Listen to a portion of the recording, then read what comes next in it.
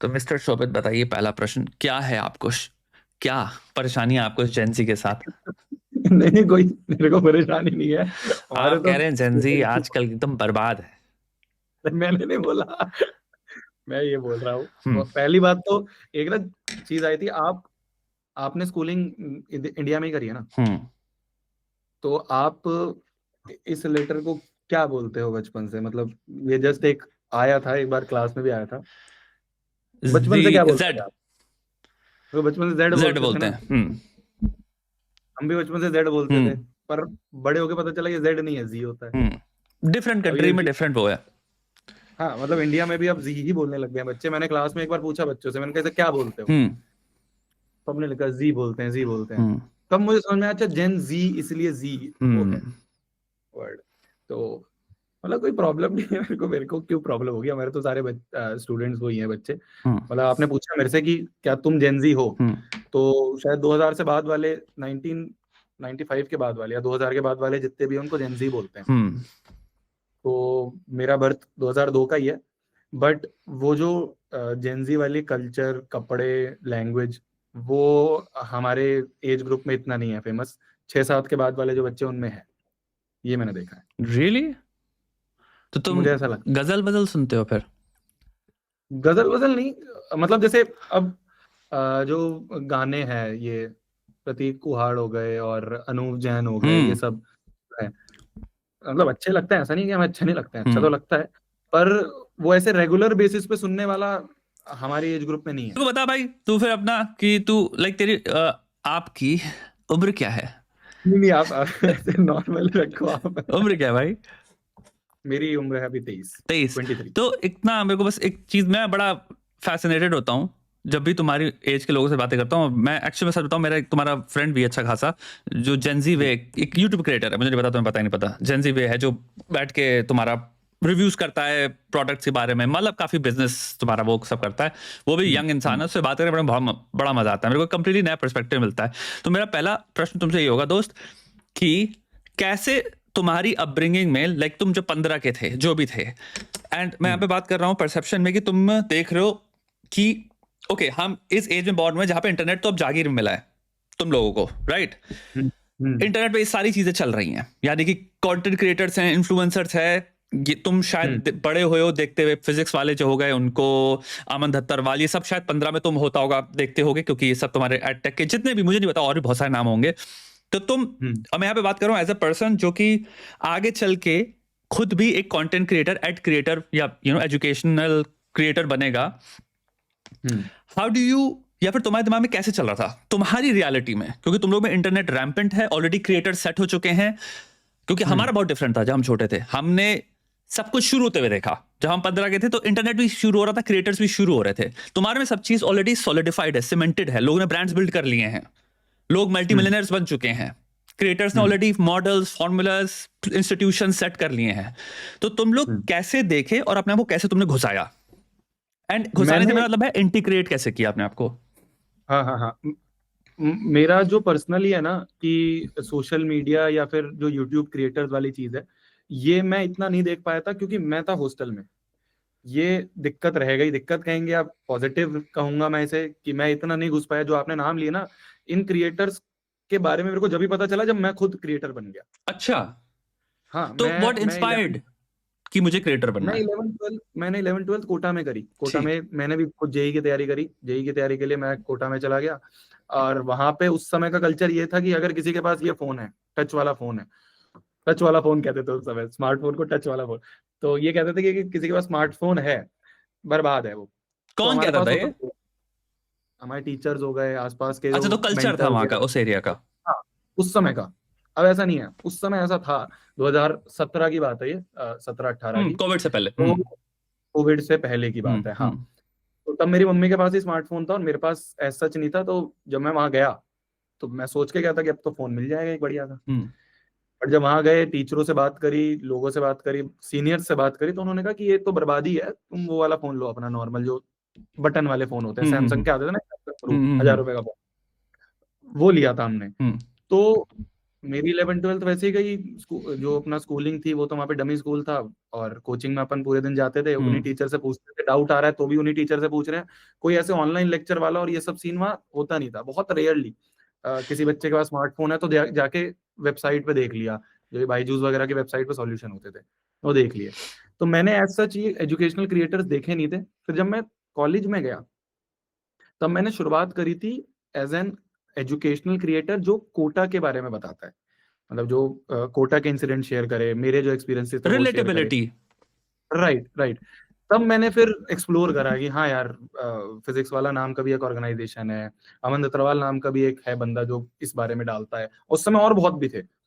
तब मैंने ये चीज देखी थी, और फिर उनसे चीजें सीख सीख के कैसे वो कर रहे हैं, उनका कैसा सेटअप है, उनका कैसा कैमरा है, उनका कैसे एंगल, उनकी कैसी एडिटिंग है, वो सब चीज सीख सीख के फिर हम आगे बढ़े। ये था मेरा जो रहा 15 के बाद वाली जो चीज आप पूछ रहे हो। तो ये तेरे दिमाग में कब बल्ब फूटा कि ओके मेरे को भी अपना स्टार्ट करना है? मेरे दिमाग में कैसे फूटा, अब जब मैं कॉलेज में गया था तो मेरे अंदर ये चुल थी, पता नहीं क्यों, क्योंकि मेरी फैमिली ना सारी टीचर्स की फैमिली है।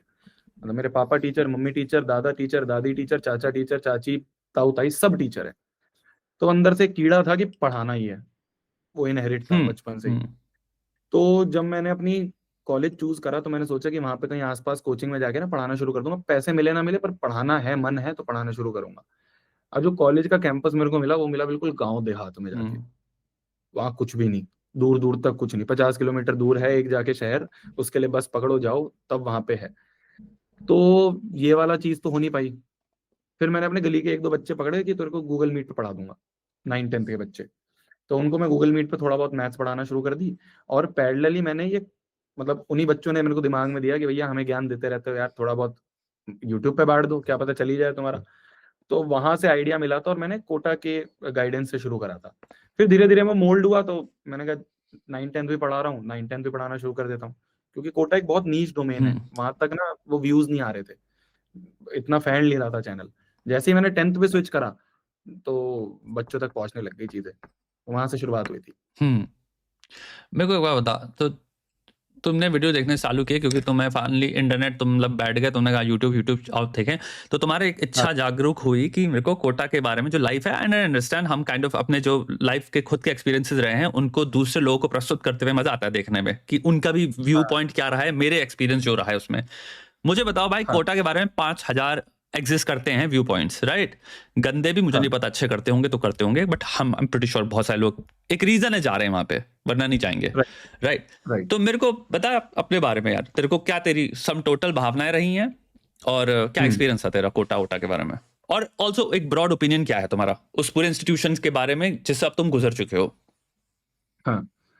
मैं अगर बताऊं तो पॉजिटिव्स बहुत ज्यादा थे, जो मैं आज बैठ के अगर पीछे डॉट्स कनेक्ट करता हूँ तो, जैसे एक बहुत छोटी सी चीज है कि आप अकेले रहते हो तो बहुत सारी चीजें सीखते हो। वो मुझे वहां पे फील हुआ, चाहे पढ़ाई की बात हो, पढ़ाई तो चलो अलग चीज है, इसके अलावा भी 10 रुपए भी खर्च करता था ना जब मैं, तो मुझे वो फील होता था कि यार कहीं खराब जगह तो नहीं लग रहे हैं, जैसे कहाँ? पेटीज खा रहा हूँ तो अच्छा। मतलब मान लो मैं पेटीज खा रहा हूँ कहीं, हम्म। तो यार इससे पापा मम्मी ने पैसे दे रखे हैं मैस हम्म। में, हम्म। 5,000 रुपए महीने के, हम्म। वहीं खा लेता हूँ, हम्म। क्यों?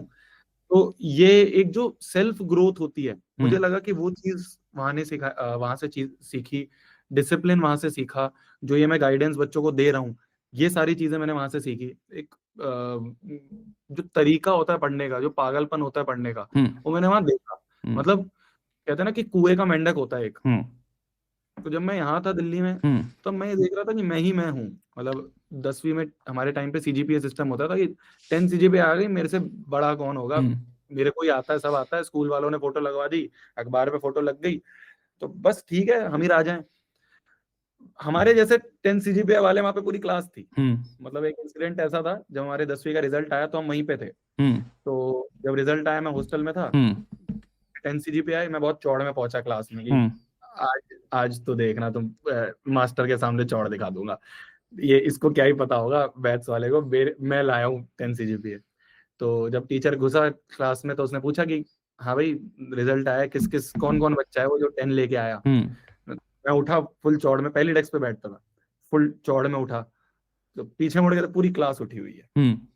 वो 10 CGPA वाले बहुत थे, और 10 CGPA से ऊपर स्टेट टॉपर, नेशनल टॉपर, वो सब लोग वहां बैठे हुए थे। तो औकात पता चलती थी कि आप बोलते रहो कि औकात तेरी पता हो रही चाहिए, वो औकात वहां पे पता चलती थी।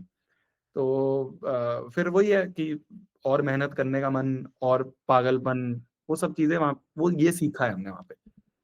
तेरे को नेगेटिव हाँ चीजें नेगेटिव हमने, बताओ मेरे को ऑल्सो सॉरी नेगेटिव अगर मैं पर्सनल लेवल पे बताऊं ऑल्सो तो नॉट जस्ट मेरा, personal also observationally because not it मैं कैन बताता बी हूँ। फुली पॉसिबल कि तुम गेयर्ड हो ऑलरेडी मोटिवेटेड हो टू परफॉर्म बहुत बढ़िया लेवल पे सो मे बी हाँ, तुम्हारे लिए प्लस है but I am pretty sure तुमने दूसरे लोगों को भी देखा जिनका पॉइंट ऑफ व्यू डिफरेंट था तो राइट राइट। अपने तुम्हारा एक नेगेटिव हो गया जो तुम्हारे ऑब्जर्वेशन से आया प्लस ऑल्सो सोशली तुमने क्या क्या देखे दूसरों के परस्पेक्टिव से जो नेगेटिव थे हम्म।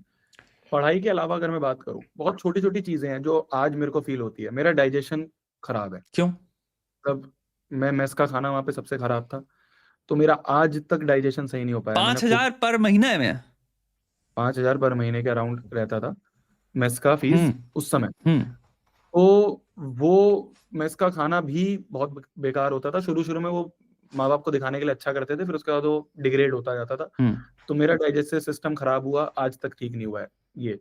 मेरी कमर बेंड है, मतलब वो, अब मैं उस पर काम कर रहा हूँ थोड़ा सा, क्योंकि पढ़ते बिकॉज पढ़ते पढ़ते पढ़ते पढ़ते पढ़ते, और हाँ, बाप रे मतलब ये बहुत छोटी छोटी चीजें जो नहीं मैंने छोटी ऑब्जर्व चीज नहीं है करी। ब्रो बहुत बड़ी चीज है ये बहुत बड़ी चीज है। अब तो क्या है, थोड़ा जिम विम करके सही होता है। तो फिजियोथेरेपी पहले करो उस बहुत, पे तो दबा के हाँ, पहले बहुत था। मतलब मैं वीडियोस में देखता था, मेरे को पूरा बेंड दिखता था, हम्म है ना। ये हो गई मेरे पर्सनल लेवल की।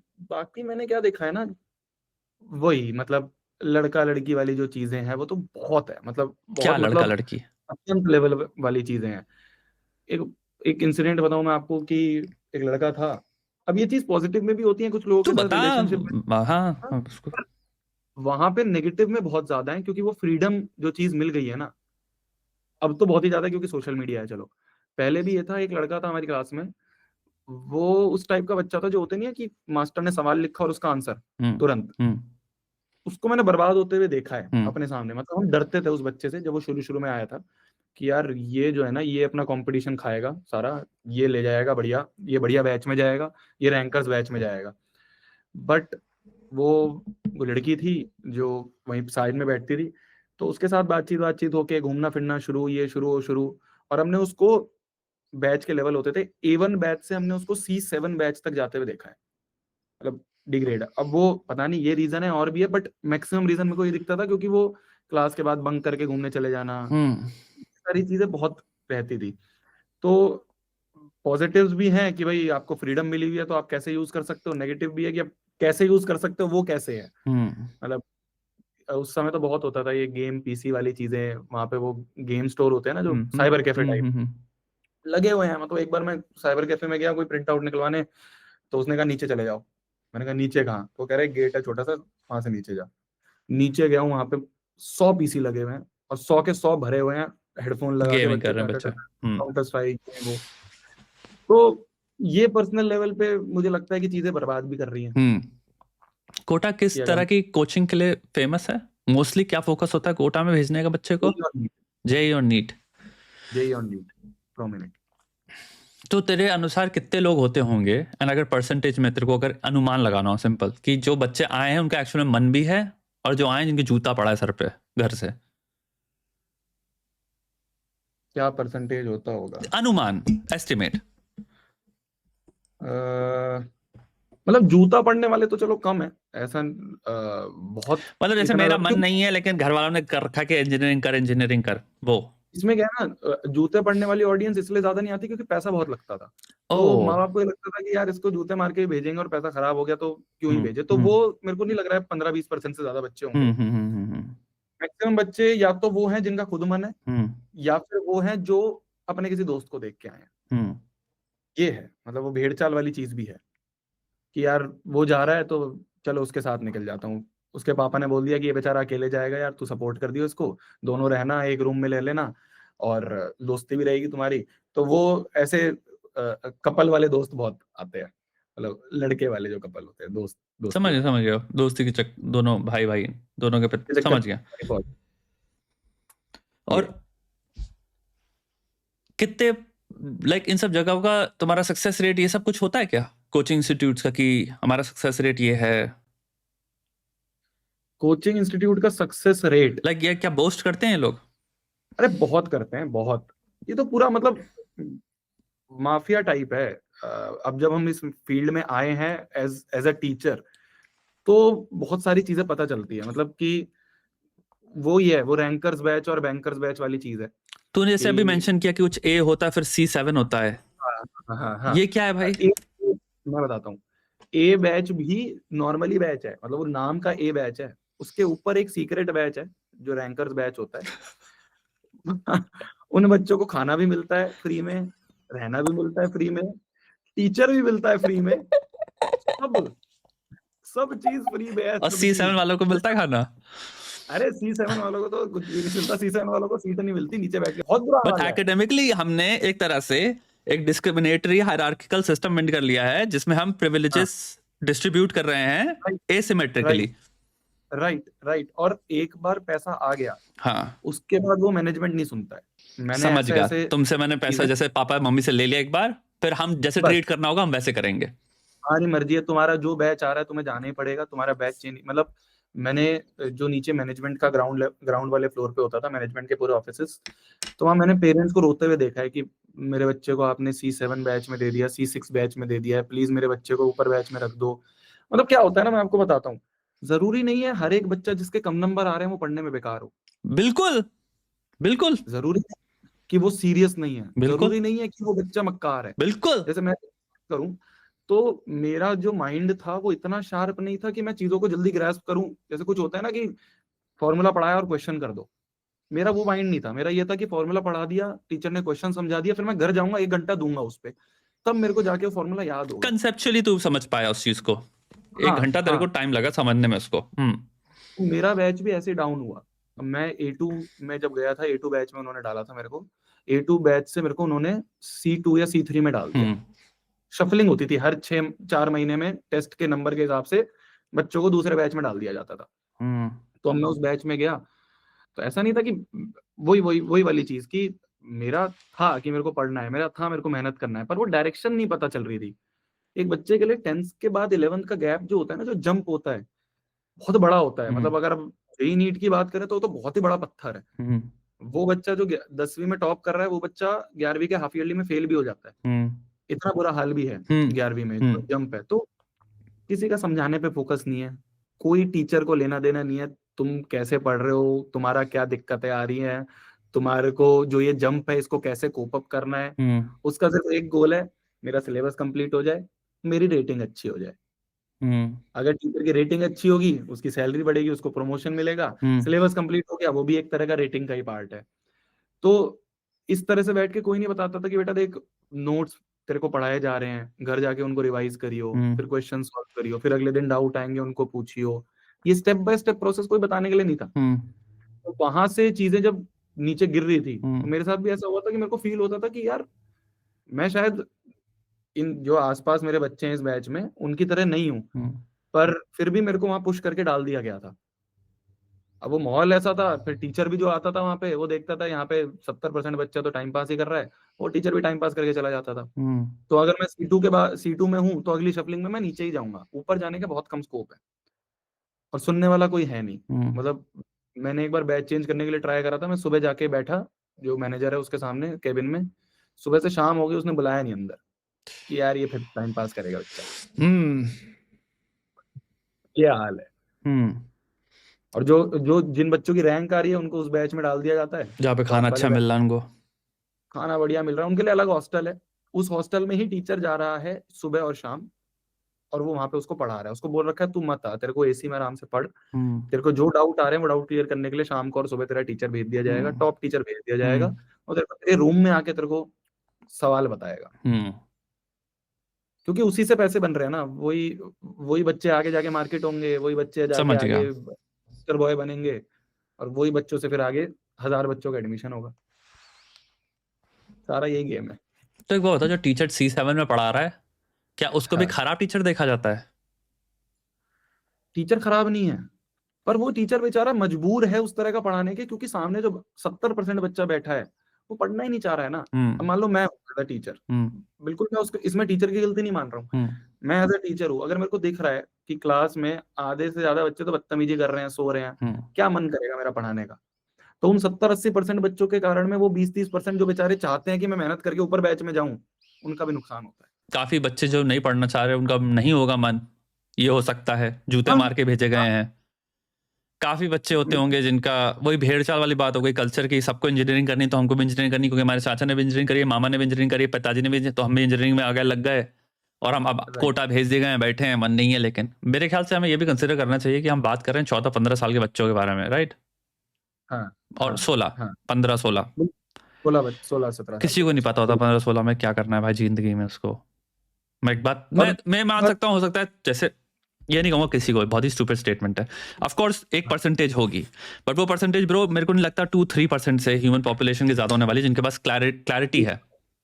2-3 भी बहुत ज्यादा लग रहा है मेरे को, इससे भी बहुत कम है। नहीं, मैं 2-3 इंजीनियरिंग की बात नहीं कर रहा हूँ, मैं कह रहा हूँ ओवरऑल हो सकता है किसी को राइटर बनना है, वो एक लोगों को over the period of time ये भी हमें कंसिडर करना पड़ेगा। बहुत सारे लोग हो सकता है 15 में कहें मुझे ये बनना है बहुत सर्टेनिटी के साथ, 24 में वो इंसान कहे मुझे नहीं बनना, हाँ, बिल्कुल है, क्योंकि बिल्कुल है। आप चीजें करते हो, इनफैक्ट, ट्राई करते हो, या और ये खाली हाल जो मैं आपको बता रहा हूँ ना, बैच सिस्टम वाला, ये हाल खाली ऑफलाइन में नहीं है, ऑनलाइन में भी इसी तरह की चीजें चल रही हैं। तो इससे एक बात बता मेरे को, पूरा तो एक ब्रॉड मेरे को बता, तू ऑब्वियसली रिसेंटली निकला है एजुकेशन सिस्टम से, हमें तो बहुत टाइम हो गया। सो हमारे तुम्हारे बीच में क्या गैप है? तुम्हारी एजुकेशन लाइक यूनिवर्सिटी कब खत्म हुई है तुम्हारी? अभी खत्म हुई है रिसेंटली? ये तो 2021 में, 21 में खत्म हुई है, and high school, sorry, class 12th। 12th 19 में, सो नहीं तुम, फिर यूनिवर्सिटी खत्म हुई। हाँ, हाँ, सो ओके चलो, राइट। 19 हम तो खत्म किए 2007 में, तो हम बात करें हाँ, कम इजीली तुम्हारा 12 साल के गैप का, ठीक है? तो मुझे बता भाई क्या डिफरेंस तेरे को, लाइक तेरा क्या एक्सपीरियंस रहा है एजुकेशन सिस्टम का? तेरा रिव्यू क्या होगा if you were to review class 12th? पहले बात करते हैं। हम्म क्लास 12th अगर स्कूल लेवल की बात करी जाए, education system, the education that you went through, what do you, how do you review it, how do you see it as an educator? मेरा ये मानना है, जैसे खाली क्लास 12th बोर्ड लेवल की बात करें, उसमें तो कुछ ज्यादा मेहनत और वो सब चीज नहीं है, मतलब तुम आखिरी के भी 2 महीने में पढ़ लोगे ना, तुम्हारा हो जाएगा पास, ये वाला सिस्टम है। हम्म ठीक है, तो ये एक नेगेटिव भी है। पर अगर कंपटीशन लेवल की बात करूं, जेई, नीट, एनडीए, यूपीएससी, ये सब है, मेरा ऐसा मानना है कि ये कंपटीशन जो है ना, ये मेहनत करना जो होता है ना, एक वर्ड कि भाई इंसान घिसना सीख जाता है, ये मुझे लगता है कि हमारे एजुकेशन सिस्टम की एक पॉजिटिव चीज है। हम्म नेगेटिव्स बहुत है, नेगेटिव्स बोलने वाले भी बहुत लोग मिलेंगे, मतलब मैं इसलिए ज्यादा नहीं बोलता हूँ क्योंकि भाई ये हमारा कर्म भूमि है, तो मैं हाँ इस पे ज्यादा नेगेटिव और ये सब चीजें मैं नहीं हम्म सोचता हूँ। मेरा हम्म ये ठीक है यार, वो जो बैठे हैं वो लोग, वो हमसे ज्यादा हम्म समझदार हैं, हम्म सोच रहे होंगे कुछ हम्म ना कुछ अच्छा ही। हम्म पर पॉजिटिव्स की अगर बात करूं, हम्म तो मुझे ये लगता है कि इतनी मेहनत करने के बाद ना, हम्म ये इतना, कोई अगर कोई आईआईटी जा रहा है लड़का, हम्म या कोई लड़की आईआईटी जा रही है, हम्म एक का एग्जाम क्रैक कर रही है, तो उसने वो रात दिन पढ़ना, रात दिन बिना सोए 12-12, 13-13 घंटे पढ़ना, एक ही कुर्सी पे बैठ के काम करना, हम्म वो सब चीज सीख ली है।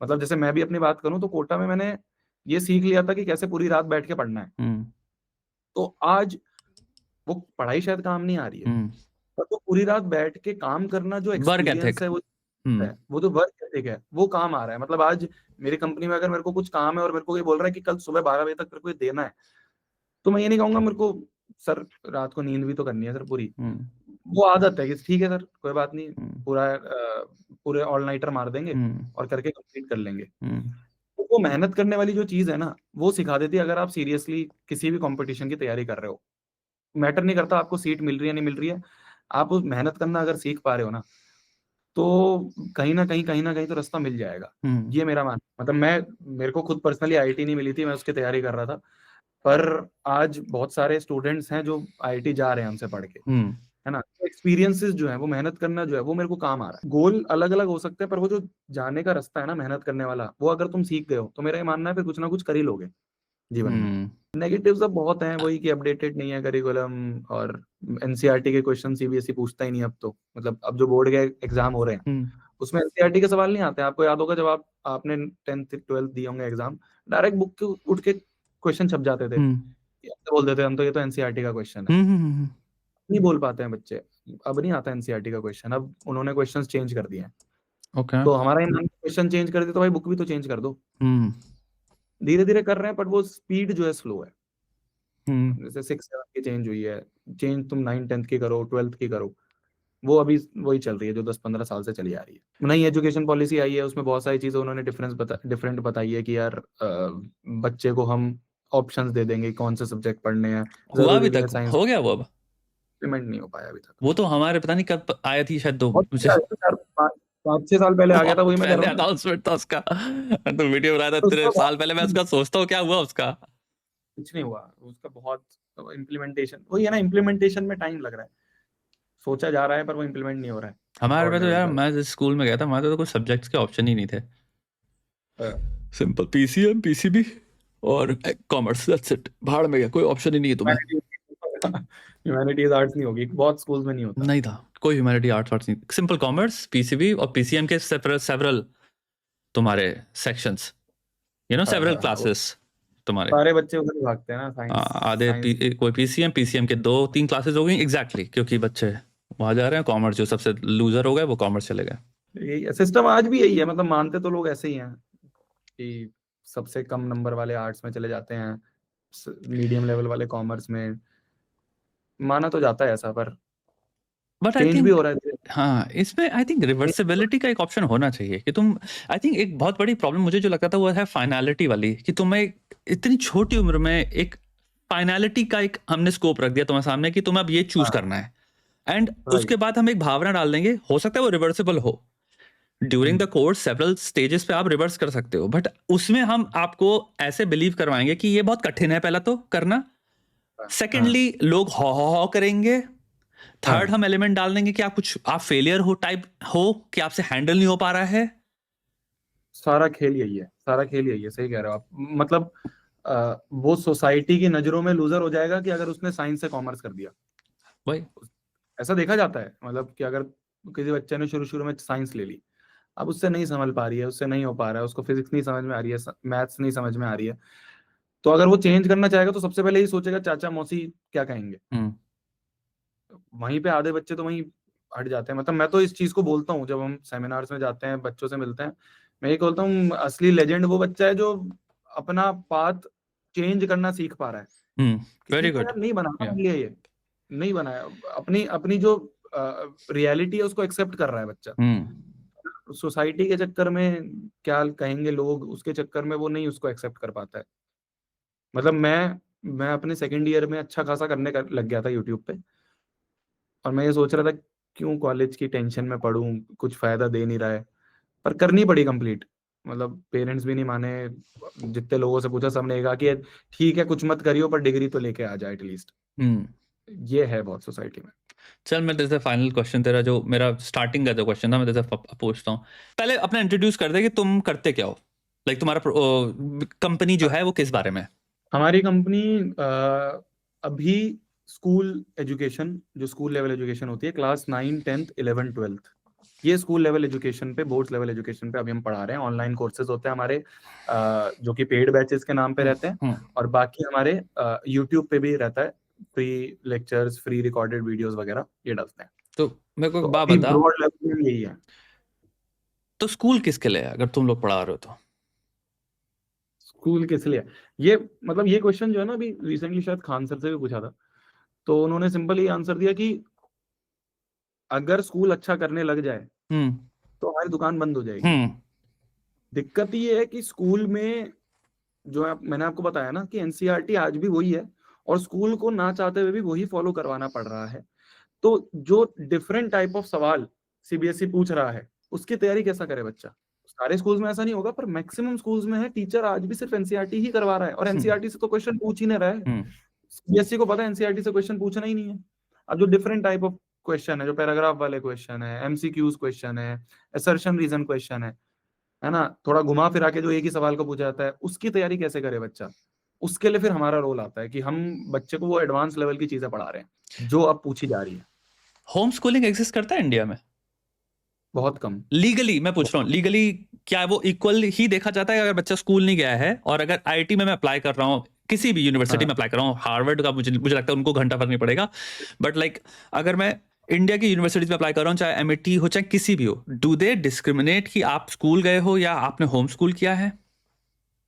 मेरे को इस बारे में आपको इतना पता नहीं आइडिया है, नहीं। क्योंकि मेरे को ये लगता हाँ है कि अगर ऑल्टरनेटिव्स एग्जिस्ट करते हैं, टेक्निकली अगर मैं तुम में एनरोल कर रहा हूँ 9th क्लास के सेक्शन में, तो मैं एक तरह से स्कूल में एनरोल्ड हूँ, तो हाँ बेटर है कि मैं होम स्कूलिंग कर लूँ, मैं एक हाँ सब्सक्रिप्शन लूँ, और मैं हाँ एक डबल टाइम वेस्ट से बचूं। मेरे पास शायद 5 घंटा टाइम है स्पेंड करने का, खेलने का, क्योंकि मैं तुम्हारी मतलब डबल स्कूलिंग का पॉइंट क्या मैं है एक कि क्रिएटर मैं को पहले देख रहा था। 9 घंटे 8 घंटे एक स्कूल जाता हूं जहां पे मेरे को 4 गालियां पड़ती हैं, चप्पलें पड़ती हैं, मुझे फालतू के कन्फॉर्मिस्ट सिस्टम में वो करना पड़ रहा है, जहां पे तुम मुझे बता रहे हो एजुकेशन आउटडेटेड है। हाँ हाँ काफी मतलब मैं आपको बता रहा हूँ ना, मैंने एक क्रिएटर देखा था, फाइनेंस के क्रिएटर है, तो वो बता रहे थे इस चीज में कि हमने अपने बच्चों को स्कूल में नहीं भेजा है, हम तो होम स्कूलिंग करवा रहे हैं।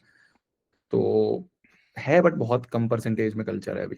आई अंडरस्टैंड, बट मैं द ओनली मतलब उसके एडवांटेज मुझे लीगल। दिखेगा वो है सोशलाइजिंग।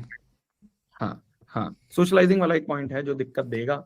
अब वो उसको कैसे कोप अप कर रहे हैं नहीं, वो। वो बहुत बड़ा पॉइंट है, बहुत बड़ा पॉइंट है। पर्सनालिटी डेवलपमेंट में बहुत इंपॉर्टेंट है कि बच्चा बच्चों के साथ अपनी उम्र के बैठे वेरियस बात करे। सिचुएशंस में हो, जहां पे एक तरफ राइट। उसको ऑस्ट्रेसाइज भी किया जा रहा है, सब कुछ एक्सपीरियंस करना जरूरी है ब्रेन की पर्सनालिटी डेवलपमेंट के लिए, कि राइट उसके राइट राइट 4 चिल दोस्त हैं जिनके साथ वो बकलोली कर रहा है, उसको एक क्रश भी होना जरूरी है जिंदगी में, सब चीजों की एक नीड है साइकोलॉजिकल। इम्पोर्टेंट। हाँ तो अगर आप उसको वो एनवायरनमेंट से हटाते रहो, बट वही अगर आप एनवायरनमेंट रिप्लेस कर सकते हो, हम्म इंडिया में क्या प्रॉब्लम लीगैलिटीज है। का मेरे को इतना आइडिया नहीं है अभी कि होम स्कूलिंग का है हम्म या नहीं है। मेरे को एक बात बता, तू अभी 22 साल का है, स्पोर्ट्स हम्म से कोई तेरा लेना देना है लाइफ में? नहीं है। तेरे अराउंड जितने भी बच्चे, मैं बात कर रहा हूँ 15 से अभी तक रहे होंगे, मित्र और हम्म अदर नेटवर्क, फ्रेंड्स और फ्रेंड्स, हम्म तुम लोग के हम्म जनरल लाइफ में स्पोर्ट्स से कितना रिलेशनशिप देखा तुमने दूसरों का, अपने अराउंड जितने भी बच्चे रहे? बहुत कम। दो तीन दोस्त हैं जो रेगुलर बेसिस पे कहीं या तो बैडमिंटन या क्रिकेट या कोई एक स्पोर्ट्स में जाते हैं, कॉम्प्लेक्स में जाते हैं, वरना नहीं है। तेरा क्या जीरो ही ओपिनियन है मान। उसके बारे में कि बच्चों की जिंदगी में, एंड ये एक इंडियन फिनोमिनॉन है बाय द वे, मे भी शायद साउथ कोरिया में भी होता होगा, बट ये हम्म स्पेसिफिकली हमारे जिस पृथ्वी में जो घूमती है और हमें घुमा रही है, हम्म उसमें एक ज्योग्राफी की बात है यार। ये एक वर्ल्ड हम्म फिनोमिनॉन नहीं है बाय द वे। हम्म। सो क्या तुम्हें लगता है कि हमसे हमारी एक बहुत बड़ी generation of young hmm population entire, तुम कह सकते हो उसमें, मतलब हो हम्म, सकता है जो पॉकेट्स हमें मिले जो स्पोर्ट्स कर रहे हैं वो इसलिए कर रहे हैं क्योंकि स्कूल, पब्लिक स्कूल जा रहे हैं वो गवर्नमेंट के, तो वहां पे भी कुछ नहीं हो रहा तो वो खेल ले हम्म, रहे हैं, बट ये खेल ले रहे। प्रिविलेज नहीं है खेलना, हाँ वो ऑल्टरनेटिव है क्योंकि सिस्टम ही टूटा हुआ है। तो मैं कह रहा हूं कि प्रिविलेज के पॉइंट ऑफ व्यू से sports systematically, almost with intent, जो हटा दिया गया है बच्चों की जिंदगी से, स्पोर्ट्स, बच्चे हम्म खेलना कम्स टुगेदर, मेरे ख्याल से एक सेंटेंस में एक के बाद दूसरा वर्ड आता है बच्चे खेलना, और हमने हाँ खेलना हटा दिया। खेलना हटा दिया है।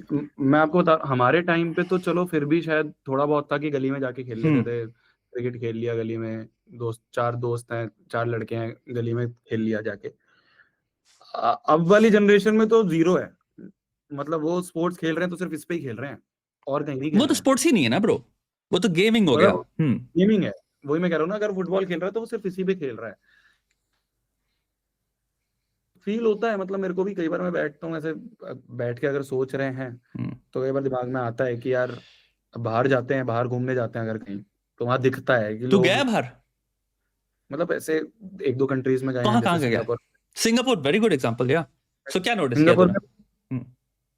में अगर बच्चों को छोड़ो, मैं तो नॉर्मली देखता हूँ कि अपनी यार, एज है या? हाँ अपनी एज में भी लोग फुटपाथ पे भी चलते हैं।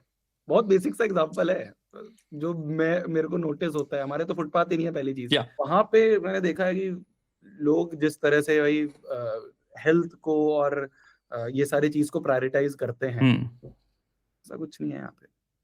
क्योंकि वो यार, देख, तुम वो करोगे जो तुमने एक उम्र में हैबिट की तरह अनकॉन्शियसली सीख लिया। वर्ड राइट है right. Automatic. Automatic automatic. Behaviours life में ऑटोमेटिकली रिपीट करते हैं। अगर हाँ। स्पोर्ट को तुमने एक ऑटोमेटिक बिहेवियर में तुमने नहीं डाला है बचपन से कि ये मेरी, ये जीवन शैली है, हम्म तो तुम्हारे को बहुत कठिन होगा अपने आप को एट 32 उस जगह में फोर्स करके हैबिट में कन्वर्ट करना। ये हो सकता है तुम राइट। 3 बार चले जाओ खेलने, चौथी बार देखो तुम हाँ होगा कि बहाना मार दिया, तुम कटाओगे अपने आप को। वो कल्चर नहीं है, बचपन से वो चीज नहीं देखी है, तो वो ऐसे आदत में नहीं आई है कि भाई सुबह उठ के रनिंग में जाना ही है। अगर वो देखा है उसने बचपन से तो उसके हैबिट में होगा। रनिंग तो बहुत टफ चीज हो गई। हाँ, running is I would say बहुत सारी चीजों में, मैं तो कह रहा हूँ बैडमिंटन की बात, जैसे तूने एग्जांपल दिया badminton, even cricket, right? Cricket और बैडमिंटन में मैं फिर भी कहूंगा कि क्रिकेट फिर भी मार्जिनली मुझे लगता है बहुत ज्यादा खेलते हैं। रिक्वायरमेंट उसकी इतनी नहीं है, जैसे फुटबॉल की बहुत रिक्वायरमेंट है, तुम्हें दौड़ना पड़ता है कायदे से एक फुटबॉल गेम में, तुम अच्छा खासा कार्डियो कर लोगे। क्रिकेट में to a right. Great part तुम बैठे हो, तुम्हारी टीम बैटिंग कर रही है तो तुम बैठे हो। सेकंड पार्ट में हो जाता है तुम फील्डिंग कर रहे हो तो तुम एक जगह पे खड़े हो। दौड़ना तभी होता है जब तुम्हारे पास एक बॉल आई, तुम इतना ज्यादा फिजिकली मेरे को लगता है कि एक्सर्ट करता है एज कंपेयर टू अगर तुम बैडमिंटन भी खेल रहे हो। आदमी बैडमिंटन दौड़ता है भाई, कंटिन्यूअसली। ये मैं और जनरेशन पे क्या बोलूँ, ये मैं अपने ऊपर ही फील करते हैं, हमें खुद गिल्ट फील होता है जब मैं बाहर जाता हूँ या देखता हूँ, मैं कहता हूँ यार हम ही नहीं करते हैं तो औरों को तो क्या बोले। हमारे ये उसमें नहीं है नेचर में, अगर 1 किलोमीटर भी जाना है तो गाड़ी निकलती है सीधी, क्या बात कर रहे हो यार? उसी में जाया जाता है। तो यहाँ है ही नहीं, मतलब बिल्कुल भी नहीं है ना। आधा डर तो ये है कि चलते कोई हुए चढ़ा लग देगा। लोग रह जाए, हाँ, कोई कोई ना मैं रास्ते बिल्कुल में वही चला, सोच रहा था मैं। तो चलो दिख नहीं रहा है, रात हो गई है, पूरा धुआं है बस। ओह ऑफ कोर्स, मैं भूल ही गया था। कहाँ दौड़ोगे, कैसे दौड़ोगे? अब 2 दिन दौड़ोगे, तीसरे दिन तो आप बेड पे होगे। हम्म। अभी मैं मतलब जस्ट अपनी कॉल से पहले ही मैं इसको ऊपर कर दिया था, कुछ नहीं दिख रहा है, सिर्फ धुआं है। आप बाहर जा रहे हो, आपको ऐसा लगेगा कि साइड में कुछ आग जल रही है। तो तू दिल्ली में क्यों है भाई? अ, समझदार आदमी है मत, तू। मैं समझ ले मैं क्यों क्वेश्चन पूछ रहा हूँ, दिमाग से समझदार हाँ। है। तू एजुकेटेड है इन द सेंस तेरे को पता है कि ये धुआं है, तो क्लियरली मेरी हेल्थ में फायदा तो नहीं हो रहा हाँ, इसमें। नहीं नहीं, ये बिल्कुल आपका सही पॉइंट है। अब ये है, बस एक ही रीजन है, वो काम है, मतलब कि लोग ही यही हैं जो काम करने वाले हैं, इसी शहर में है, कैसे करेंगे, ऑफिस यहीं चलाना पड़ेगा, क्यों सारे पुणे शिफ्ट हो जाओ? रिसोर्सेज यहीं। पुणे की एयर क्वालिटी बेटर है। पुणे की एयर क्वालिटी बेटर है, अपना जो एजुकेशन वाली चीज है ना, जो ये टीचर्स और ये सब, ये मोर, जैसे हमारा भी इससे पहले ऑफिस भोपाल में ही था, हम्म। पर हमें वहाँ फील हुआ कि जो ज्यादा टैलेंट है, और एक्सपैंड अगर करना है कहीं पे, तो वो आपको यहीं मिलेगा। वही एक रीजन है, एक दिल्ली और रीजन है, नेसेसरली मतलब दिल्ली? इसमें 1 साल। क्या चीज? दिल्ली नेसेसरली दिल्ली? नोएडा में हूँ अभी तो मैं, ओके। नोएडा ही हो गया, दिल्ली नोएडा कितना दूर लगा हुआ है। मतलब मैं बीच में 1 साल, जो आप कह रहे हो ना चीज, एजुकेटेड है, थोड़ा समझदार। अच्छा खासा काम दे रहा है, समझदार भी है, मैं 1 साल देहरादून रहा हूँ बीच में, पर अब वापस आना पड़ा है काम की वजह से। हम्म। मेरी पूरी फैमिली लेके मैं देहरादून चला गया था, हम्म। बट वही है, काम अगर रुक रहा है तो फिर वापस आना पड़ रहा है। आप कितने टाइम से नहीं आए इंडिया? मेरे को हो गया यार, 2-3 साल हो गए। 2-3 साल हो गए ना। अब आप गलती से अगर एक दिन आए, वो आपको फील होगा, पूरा गला जाम और ये। मैं शायद दिल्ली नहीं आना चाहता। मैं अगर आऊंगा, अब मैं फ्लाइट बुक कराऊंगा ही मुंबई की, और फिर मुंबई से मैं, मतलब हमारा मैं प्लान सारा। ही ऐसे करूंगा कि परिवार को जहां मिलने का पॉइंट होगा वो ऐसी जगह होगा जहां पे एयर पोल्यूशन नहीं है, और हाँ। फिर हम रूट ऐसे करेंगे कि उनकी सबकी फ्लाइट करा के हम मीटिंग पॉइंट ही चेंज कर देंगे। मेरा दिल्ली, सच हम्म। बताऊं, दिल से ना देखने का कोई मन है ना आने का मन है। हमारी रिलेटिव, वो लंदन से आए हैं अभी कुछ 10 दिन पहले, उनकी फैमिली 10 दिन से बीमार ही है। मतलब कभी कुछ प्रॉब्लम, कभी कुछ प्रॉब्लम, बस यही है। ये इसको अगर रिवर्स करके देखें, आपने बोला आदत, तो स्पोर्ट्स की अगर आदत है, तो वो उसको बिना कॉन्शियस दिमाग के भी वो आदत में रहेगी कि भाई चल रहा है, सुबह उठ के मॉर्निंग वॉक पे जाना है तो जाना है। अब दिल्ली के लोगों को जो कहते हैं ना कि वो आदत बन गई है ना, वो उन्हें फील ही नहीं हो रहा है कुछ डिफरेंट है। बचपन से ये चीज देखी है, बचपन से अगर एक ही बार अपन ने 200 ही देखा है, उसे 500 ही तो हुआ है ये बोलते हैं। हम्म। But like 200। जिंदगी भी तो फिर कम हो गई ना ब्रो।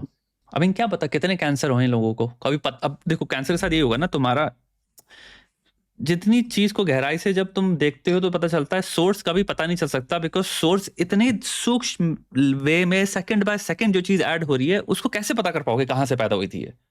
तो एयर राइट। पोल्यूशन एक चीज है जो मैं बस ब्रीथ कर रहा हूं, अब 10 साल से छोटे छोटे लेवल पे क्या चीज किस सेलुलर लेवल पे फर्क डाल रही है, उसको तुम ट्रेस तो कर नहीं पाओगे, एक दिन कुछ हो ये जाएगा। ये तो मैंने आपको मजाक में बोला, मतलब इस तरह से लोग बोल आई देते हैं कि अंडरस्टैंड। अरे कोपिंग तो कोपिंग आदत इसको ही कहते है। हैं, कोपिंग मैकेनिज्म होता है ब्रो, तुम्हें जस्टिफाई करना ही है ना अपने दिमाग में किसी ना किसी तरह से। वही, बट इंटरनल लेवल पे तो बहुत बहुत प्रॉब्लम है। तुम एक चीज, मेरी एक थ्योरी, मुझे लगता है भाई भारत में हाँ हम काइंड ऑफ जीते हैं या पैदा होते हैं इन अ वे अस्पताल में पैसा देने के लिए। मेरे को लगता है नहीं भाई है। हमने अपना कल्चर ऐसे बिल्ड कर रखा है जैसे कि हम काइंड ऑफ कि हम बस तैयारी कर रहे हैं कि कब हम आपको पैसा देना स्टार्ट करें, हम्म प्रिस्क्रिप्शन कब हमारे चालू हो जाएं। हम्म और किसी ना किसी प्रिस्क्रिप्शन में इंसान फंस चुका है ऑलरेडी, 30s में ही हम शुरू हो चुके हैं। और राइट क्योंकि आई गेस स्पोर्ट्स तुम कर नहीं रहे हो, कल्चर पूरा सेंटर्ड है कि तुम एक कुर्सी पे बैठे रहो, जो कि एज होमोसेपियन बायोलॉजिकली एवोल्यूशनरली तुम हम्म एज होमोसेपियन स्पीशीज का पॉइंट ऑफ व्यू से तुम बने ही नहीं थे कुर्सी में बैठने के लिए। सो तुम हम्म ऑपोजिट कर रहे हो जो स्पीशीज मेंट थी करने के लिए, तुम अपने नेचर के अगेंस्ट जा रहे हो, what I am trying to say. Right तो भाई ऑब्वियसली 30 में स्टार्ट हो जाएगा तुम्हारा कुछ ना कुछ, और तुम ऐड करते चले जा रहे हो उस वक्त एयर पोल्यूशन या लाइफस्टाइल चेंजेस, मतलब 5-20 सेकंड डिलीवरी जो भी है, मुझे नहीं पता 1 मिनट डिलीवरी है 5 मिनट जो भी है। 5 to 10 सोचो मिनट इस कॉन्सेप्ट को अप्लाई करो प्रैक्टिकल लाइफ में, हम कह क्या रहे हैं। आप भाई हम्म साहब कुर्सी से उठिए मत, कैसे हो गया महा, मतलब हम्म भाई साहब कैसे वही आपने ना। सोच लिया कि आपको दुकान तक जाना है।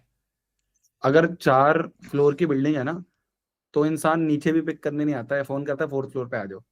सोचो भाई कि इवन तुम्हारा कैब हो गया कि अगर पतली गली है तो उसको खुजवा के किसी भी तरह से मुड़ मुड़वा के हाँ आदमी कहेगा गेट पे आ। ये नहीं कि गेट मैं पे आ। चल के वहां तक चला जाऊं, ये बात तो मुझे, मैंने बात करी भी है। बट मुझे बस यही लगता है ना कि इसमें तुम्हारा नुकसान है भाई। भाई हाँ दुकान तक चले जा भाई, चल ले, तेरे के कुछ तो स्टेप्स आ गए ना तेरे, 500 हम्म स्टेप्स आ गए मे बी हम्म दुकान तक, वापस आने में 500 स्टेप्स, 300-400 स्टेप्स तो तूने कर लिए। तू बैठा है, मेरे ख्याल से मोस्ट इंडियंस बैठे हैं जिनके स्टेप्स आई थिंक दिन के 800, 1000, 1200 पे खत्म हो जाते हैं। तुम्हारी हम्म अब कंपनी काम की बात करते हैं वापस, अभी तुम इस वक्त तुमने अपनी इंजीनियरिंग खत्म कर लिया है, right? 23-24, where do you see yourself going, what are you hmm. Building in your mind? अभी हम लोगों का मतलब जब तक खाली यूट्यूब कर रहा था तब इतना कुछ क्लियर नहीं हो रहा था। पर ये था कि ठीक है यार, चल रहा है चैनल, डाल रहे हैं रोज के लेक्चर्स, व्यूज आ रहे हैं नहीं आ रहे हैं। एक अंदर से डर भी था कि ये नहीं हुआ तो फिर क्या होगा। हम्म जब से हमने नेक्स्ट टॉपर्स शुरू करा है, तो अब तो मतलब वो ये जो हर फाउंडर का एक ड्रीम रहता है कि भाई अपनी कंपनी को जितना बड़ा कर सकते हैं, हम्म जितना एक्सपैंड कर सकते हैं, हम्म अलग अलग वर्टिकल्स जा सकते हैं। अ, वही है बस दिमाग में कि अगले 2-3 साल 4 साल में हम भी एक अच्छी पोजीशन पे हो, सीए भी कंपनी पढ़ाओगे? लेवल। सीए भी पढ़ाएंगे, क्यों नहीं सोच रहे पढ़ा हो है सकते ना? हैं। सोच रहे हैं, हम्म सोच रहे हैं। डर भी लग रहा है, मतलब ऑनेस्टली मैं आपको बताऊं तो एक्सपेंशन पे इस पॉइंट पे हम बहुत डरे हुए हैं। क्यों? क्योंकि मतलब जैसे हम जेई नीट की बात कर रहे थे अभी थोड़ी देर पहले, है ना, आप कह रहे थे कोटा कोटा और ये सब चीज, तो मैंने आपको प्रॉब्लम्स बताई कि स्टूडेंट लेवल की प्रॉब्लम है। बट जब हम लोग एक्सपैंड करने की सोच रहे थे, हम डिस्कशन कर रहे थे, तो काफी लोगों से हमें ये भी पता चला कि ये जो कोचिंग लेवल की इंडस्ट्री है, जो कोचिंग माफिया टर्म है, ये इतनी दिक्कत देने वाली चीज है कि ये टिकने नहीं देते हैं बाकी के लोगों को। मतलब ये इस लेवल पे पहुंच गए हैं इस समय पे कि बहुत लोग आना चाहे इस इंडस्ट्री में, पर इनडायरेक्ट डायरेक्ट तरीके से ऐसे टारगेट कर दिया जाता है कि या तो उनकी इमेज हैम्पर कर दी जाएगी, वहां पे वो लोग आउट हैं, या फिर उनके टीचर्स ले लिए जाएंगे सारे, ये सारे टीचर्स उठा के पोच कर लो, उठा के ले आओ और पूरी कंपनी खत्म कर दो। ऐसा बहुत हुआ है, मतलब रिसेंट केसेस में बहुत हुआ है, ऐसा कर देंगे। या फिर उसकी एम्प्लॉयज ले जाएंगे कंपनी पे, कुछ लीगल डाल देंगे, है ना, और भी बहुत, वही साम दाम दंड भेद सब चीज लगा देंगे वो, और हम्म तुम्हें उस इंडस्ट्री में घुसने की एंट्री नहीं मिल पाएगी। हम्म ये है, और मिल भी गई तो ज्यादा दिन टिक नहीं पाओगे। हम जो अभी इंडस्ट्री में है, जो हम कैटेगरीज अभी कर रहे हैं, बहुत छोटी कैटेगरीज है, स्कूल 9th 10th और स्कूल लेवल पे है। उस पर उन लोगों का ध्यान भी नहीं है, उन्हें है कि जाओ ठीक है कर लो, करना है जितना करना है। अब अगर हम उनके गढ़ में घुस गए हम्म जहाँ पे वो हैं, और मैं खाली ऑफलाइन की बात नहीं कर रहा हूँ, ऑनलाइन में भी अभी हाल है। पहले हम एज अ स्टूडेंट भी हम ऑनलाइन को बहुत सोचते थे कि हाँ यार ये लोग बहुत अच्छे हैं, सब साफ सुथरा है, ये लोग ऑफलाइन को टक्कर देके अच्छा कर रहे हैं। इतना इतना जो अच्छा दिख रहा है वैसा है नहीं, जो हमें दुनिया में लोगों से कोई बात भी, करके मेरे पता ख्याल से ये मेरा एक्सपीरियंस रहा है एंड अक्रॉस फील्ड मेरा एक्सपीरियंस रहा है, जो ऑनलाइन हाँ जितना अच्छा इंसान है, जब तुम उससे पीछे मिलते हो और उसके बारे में जानते हो तो पता चलता है। तो ये तो मेरी हाँ जिंदगी हाँ देख ली। हाँ 36 साल का मेरा एक्सपीरियंस ये रहा है कि भाई जो महात्मा है तुम्हारे, and by mahatma I am just हाँ using as a term, not कोई गलती से ये मैं सोच रहा किसी यूट्यूबर का नाम Mahatma something, I am not saying that, but like जो सामने अपीयर कर रहा है एज अ वेरी हाँ। इवन वो लाइक एक होता है ना कि never never meet your heroes. Heroes type चीज, कि जो हम सोच रहे हैं, जो हम देख रहे हैं दूर से स्क्रीन के इस तरफ, वैसा है नहीं। बहुत लोग आए यार, मतलब बहुत बहुत जो इंडिविजुअल लेवल पे लोग थे, उन्होंने ट्राई करा इस सेगमेंट में आने का, जेई का, नीट का, सबको साफ कर दिया, सबको साफ कर दिया। वो इस लेवल पे टारगेटिंग करते हैं। तो हमें बस यही डर है कि यार जो हमारे थोड़ा बहुत चल रहा है, जो हमने इतनी मुश्किल से बिल्ड करा है, ये भी साफ ना हो जाए, हमारी इमेज को या हमारी किसी चीज को ये हैम्पर करना शुरू कर दें। जो हम 9th 10th में अच्छा कर रहे हैं वहां, वो ना हिल जाए सब चीज। मतलब क्योंकि हमारे पास और कोई ऑप्शन नहीं है ना, हम इतना फंडिंग और इतने सारी चीजें, जिस लेवल की चीज ये कर सकते हैं, हम वो अपने आप को गार्ड नहीं कर सकते कि हम बच सकें। बस वो डर है एक। तो इसलिए हमने ये मतलब अनाउंस भी कर दिया अभी रिसेंटली। मैंने क्लास में भी बोल दिया, बच्चे पूछ रहे थे कि भैया क्या जेई नीट का बैच या आप और एनडीए या इन सब में जाना चाहोगे। मैंने कह दिया अभी कोई प्लान नहीं है, हम अभी इस चीज में नहीं जा पा रहे हैं। एंड तुम्हारे अनुसार मे बी क्या मेन रीजन यही है कि तुम्हारे दिमाग में ये चीज है कि एक बार अगर हम घुसे तो ये रेजिस्टेंस आएगा? हाँ, बहुत आएगा। मतलब ऐसा नहीं कर रहा हूं मैं कि ये आएगा, ये ऑलरेडी आ भी रहा है। मतलब क्लास 9th 10th में भी अगर हम बात करें, तो हम पिछले 2-3 साल से टचवुड इतना अच्छा कर रहे थे कि हमें 9th 10th में ही रेजिस्टेंस देखने के लिए बहुत मिला था। मतलब इनडायरेक्ट मीम्स, इनडायरेक्ट रील्स, और इससे टारगेट करना, उससे टारगेट करना कि बस इनकी इमेज खत्म करी जाए किसी तरह से, वो बहुत मिला था। पर ये था कि हम चुप रहे, हमने ज्यादा कुछ बोला नहीं, हमारे पास कुछ ऑप्शन भी नहीं था ना, हम कहाँ से करें सब चीज वापस। तो हम ये था कि बस पढ़ाते रहो, चलो ठीक है। इस वाली फील्ड में इतना हो रहा है, स्कूल सेगमेंट जो बहुत छोटा सेगमेंट है, इसमें अगर इतना हो रहा है, तो अगर हम गलती से गढ़ में घुस गए इन लोगों के तो क्या होगा। बस वो डर है। क्योंकि बात यह है, वही बात जो मैं कह रहा था कि नेवर, जो तुमने कहा never meet your heroes, I think उसका पॉइंट ये है कि मोस्टली इस वक्त जो इमेजेस बिल्ड करी गई हैं वो इतनी खतरनाक तरह से पीआर जनरेटेड हैं। इंटरनेट हाँ, एग्जैक्टली। इंटरनेट बदल गया। इंटरनेट जो था वो नहीं रहा, जो तुम बात करते थे 2016 वाली भी, कि वो एक टाइम पे एक अलग इंटरनेट था। आज का इंटरनेट वेपनाइज्ड इंटरनेट है। जो भी आपको दिख रहा है वो इतना सिलेक्टिवली क्यूरेटेड है, पूरा मैन्युफैक्चर्ड है, स्क्रिप्टेड है, इतना तगड़े लेवल पे उसके पीछे दिमाग लगे हुए हैं, और वो वो ऑर्गेनिकली आपको बेचा जा रहा कैसे, है आपको। हाँ, वो आपको कैसे भी मैनिपुलेट हो सकता है, कैसे भी कोई भी नरेटिव जा सकता है। और आज वो विलन हीरो है, कल आपका विलन बना दिया जाएगा, आपको पता भी नहीं चलेगा, आपको बना, मतलब आपको लगेगा कि वो विलन है। वो इस आई नो, तरह से आई नो। नरेटिव सेट हो। क्योंकि अब मेरे को इतना पता नहीं था सब चीज़ों के बारे में, फिर मैंने लोगों से बात करी जो कंपनीज वो करते हैं, ओन हाँ करते हैं पीआर की। तो उन्होंने मुझे जब समझाया और मुझे उन्होंने जब ताकत दिखाई इसकी, मेरी फट के हाथ में आ गई। इन द सेंस मेरी आंखें खुली कि इसका स्कोप, हम्म, मतलब एक होता है कहना कि ये बहुत पावरफुल चीज़ है, और एक उसके ऊपर का एक हाँ, लेवल है कि ये रियलिटी है। अब we are no more in the domain कि ये हो रहा है, नहीं, ये ही हो रहा है अब, यही हो रहा है, और कुछ हो यही ही हो नहीं रहा रहा। है। And that's when I realise कि इंटरनेट अब इतना घटिया हो चुका है कि लोगों को पहले कभी नहीं, लाइक मैं कैसे बताऊं था, कैपेसिटी जो डायल है तुम्हें बेवकूफ बनाने का, वो इस हाँ क्लेवरली और इतने अच्छे लेवल पे इसका स्कोप, मतलब वो एक इंडस्ट्री इतनी ज्यादा सोफिस्टिकेटेडली एंड स्मार्ट इंडस्ट्री हो गई है कि तुम्हारे पास अब हाँ कोई चॉइस ही नहीं है उससे कॉम्बैट करने का। Like as an individual, as a consumer, as a viewer, तुम नहीं बचा सकते अपने हाँ आप को। That's what I realise when I realise कि फेलियर पे आ चुके हैं। The point is failure point, कि तुम नहीं कर पाओगे। इतने डोमेन से राइट। आएंगे ये लोग, जो पीआर चल रही है वो इतने, तुम्हें पता नहीं चलने वाला कब कौन इंसान जिसको तुम ट्रस्ट कर रहे हो, जैसे मैं अभी बात कर रहा हूं, इमेजिन करो तुम्हें पता हाँ चले ये पेड इंसान है।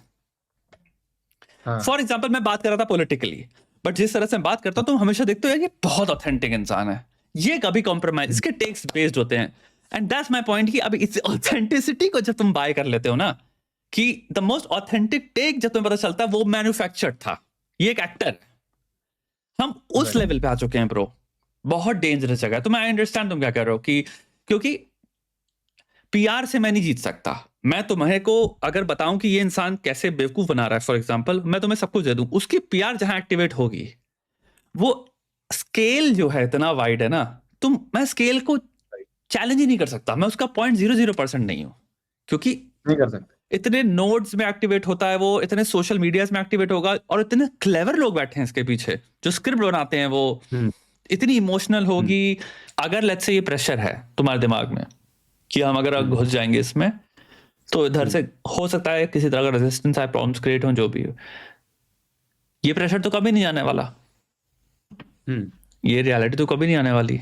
तो हम्म तुम जिंदगी भर थोड़ी इसको लेके हम्म। बैठ के ये सोच सकते हो फिर हम एक्शन ही नहीं लेंगे। हमारा इसमें ये मानना है कि जैसे अभी हम जो 9th 10th या 11th 12th वाले स्कूल सेगमेंट में कर रहे हैं, हम्म इसका जो रेजिस्टेंस है ये हम झेल पा रहे हैं। हम्म हमारे पास बैकिंग ऐसी कुछ है नहीं, हम्म या कुछ ऐसा, हमारे पास अपने पास इतने फंड नहीं है कि हम इसको, अगर हमारे पास नरेटिव आ रहा है तो हम उसको बैक नरेटिव करके या कैसे करके उसको ठीक कर पाए, हम्म वो नहीं है, तो हम इसमें सरवाइव कर पा रहे हैं। तो हम ऐसा भी सोच रहे हैं कि एटलीस्ट 1 2 साल 3 साल में हम चीज़ों को समझ ले, हम वो बैकिंग लाएं, या जो भी वो तरीके होते हैं जिससे कि हम एटलीस्ट अपने आप को शील्ड कर पाए, उस लेवल पे पहुंच जाएं। तब हम सोच सकते हैं इन सेगमेंट्स में जाने की, या फिर हम इन सेगमेंट्स में जाए ना, और जो अनटैप्ड या अनटच्ड सेगमेंट्स हैं हाँ उनमें चलते हैं। छोटी कैटेगरीज हैं, जैसे ये वाली कैटेगरी जिसमें हम ऑलरेडी हैं, ऐसी कोई और कैटेगरीज हो, वहां पे धीरे धीरे जाके फिर हम टैप इन हो बड़ी चीजों में। हम्म ये है, क्योंकि ये प्रॉब्लम तो हमेशा रहेगी ना, राइट। रहेगी। बट ये बस यही कि अभी हम नए हैं, अभी हम इतनी चीजों को समझ भी नहीं पाए हैं, हम कैसे काउंटर करेंगे, हम कैसे बचेंगे, वो चीज नहीं पता चल रही है। तो इसलिए सोचा कि अभी होल्ड पे रखते हैं। तो एक्चुअल में होल्ड पे ही हो तुम लोग, हाँ, हम एक्चुअल में होल्ड पे ही हैं।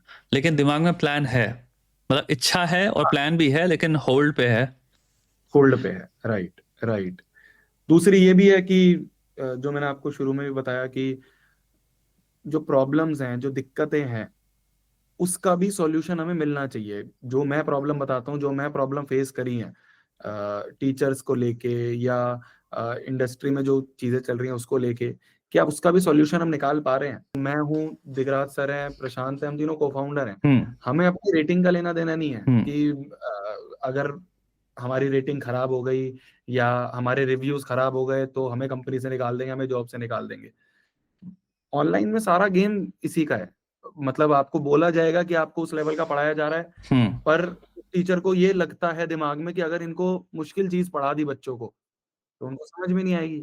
अब उनको समझ में नहीं आएगी तो वो मेरी रेटिंग खराब देगा कि टीचर ही बेकार है, और रेटिंग खराब हुआ तो उसका इंक्रीमेंट नहीं हो पाएगा। तो उस रेटिंग रेटिंग रेटिंग के चक्कर में चीजें खराब हो रही है, क्वालिटी पे फोकस नहीं हो रही है। ये दिक्कत है। तो ऐसी बहुत सारी चीजें हैं जो मुझे लगता है कि अगर इनका सॉल्यूशन नहीं मिल पा रहा है तो हम्म फिर जाने का कोई फायदा नहीं है। इवन ऑर्गेनाइजेशनली भयंकर कंपटीशन है ना इन इस लेवल्स पे, बहुत आईआईटी ज्यादा है, जाई। बहुत ज्यादा है, बहुत ज्यादा है। तभी तो सारी दिक्कत है, तभी ये सारी प्रॉब्लम्स जो हम मैं आपको बता रहा हूँ, ये हमें फेस करने को मिली है। इनफैक्ट हमें नहीं मिली, हमने पास लोगों में देखी है, इंडस्ट्री में नहीं जीने देते। तो हमें ये है जिससे जो हमारी रोटी पानी चल रही है वो भी और ना रुक जाए। मेरा लास्ट क्वेश्चन है ये, बट लेकिन बड़ा हम्म क्वेश्चन है, तो इसके अंदर ही काफी हाँ बातें होंगी कि हाँ जो होल यूनिवर्स है, आईआईटी जेई नीट प्रिपरेशन जिसको कहते हैं, इसको तुम कैसे देखते हो? क्या प्रॉब्लम्स दिखती हम्म हैं, क्या तुम्हारा व्यू क्या है सब चीजों को लेके? हम्म अलग अलग पॉइंट्स की अगर बात करें, मैंने टीचर्स वाली प्रॉब्लम आपको बताई दी हम्म है ना। वहां पे सबको सिलेबस कंप्लीट करना है, किसी को तुम्हारी नहीं पड़ी है, ये रियलिटी है, पहली चीज। हम्म दूसरी चीज, अगर हम स्टूडेंट के माइंड की बात करें, अगर हम ये बात करें कि यार एक पर्सनल लेवल पे बच्चे को क्या फेस करने को मिल रहा है आज के लेवल पे, सोशल मीडिया है, उसको सब दिख रहा है ना। खाली पढ़ाई वाले लेवल पे नहीं कह रहा हूं मैं, उसको ये दिख रहा है मेरे आसपास वाले लोग सोशली बहुत एक्टिव हो रहे हैं, उसको ये भी दिख रहा है बहुत सारे लोग जिस उम्र में मैं पढ़ाई कर रहा हूँ उस उम्र में कमा के करोड़पति भी बन रहे हैं। वो एक इंफीरियरिटी कॉम्प्लेक्स आ रहा है कि भाई ये तो यार मैं इस चीज में घिस रहा हूँ, मैं पढ़ाई में लगा पड़ा हूँ, वहां देखो ये 4 रील बनाता है, 4 रील बना के इसके तो करोड़ों छाप रहे हैं। वो इसको दिखता है। पर्सनल लेवल पे उसको भी दिखता है यार मैं पता नहीं सुंदर दिखता हूँ, अच्छा दिखता हूँ, नहीं दिखता हूँ, कोई मेरे को पसंद करेगा नहीं करेगा, ये दिमाग में चल रहा होता है बच्चे के। फिर पीयर प्रेशर है कि भाई नौकरी मिलेगी नहीं मिलेगी, सीट मिलेगी नहीं मिलेगी। तो मुझे बस ऐसा फील होता है कि इस भाग दौड़ में या इस रेटिंग्स और टीचर को अपना सिलेबस कंप्लीट करने के चक्कर में इस बारे में बातचीत करने पे कोई नहीं है। मतलब मैं आपको सच बताऊं, अगर मैं अपने क्लास में बच्चे को इतना भी बोल दूं ना कि यार तू टेंशन मत ले, तू कर लेगा, मैं इतना भी बोल दूं ना, तो बच्चे खुशी से नाचने लग जाते हैं क्लास में। क्यों? क्योंकि ये भी बोलने के लिए कोई नहीं बचा है अब। हम्म। माँ बाप उसके सुबह से शाम तक गए हुए हैं अपने ऑफिस में, तो वो वहां पे गए। टीचर है, टीचर का तो आधे से ज्यादा टीचर का जो जो उस एज ग्रुप में आ गए हैं 40-50 में, वो उसको कोसते रहते हैं, तेरा कुछ नहीं होगा, तू नालायक है, तू ये है वो है। स्कूल में जाता है, वो आसपास बच्चों को देखता है, वहां उसे दिखता है कि पता नहीं मैं स्टैंड कर पाऊंगा नहीं कर पाऊंगा इनके सामने कुछ।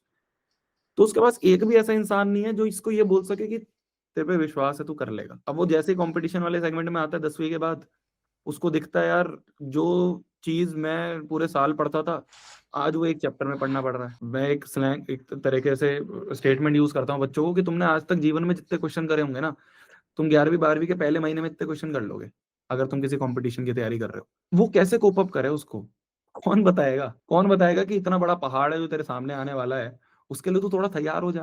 हम्म। मतलब 10वीं तक हमारा ये माइंडसेट होता है, ये आखिरी के एक महीने में पढ़ लेंगे हो जाएगा। तो 11वीं में बच्चा उसी माइंडसेट से जाता है। हम्म। जब 11वीं में उस माइंडसेट से जाता है, 6 महीने उसके ऐसे ही बीत जाते हैं कि ठीक है यार, जब पेपर होगा जब पढ़ लूंगा। 6 महीने बाद हाफ ईयरली आता है, वो फेल हो जाता है। फेल होते उसके ऊपर इतना बड़ा बर्डन आ जाता है, उसके सोसाइटी प्रेशर, ये प्रेशर वो प्रेशर।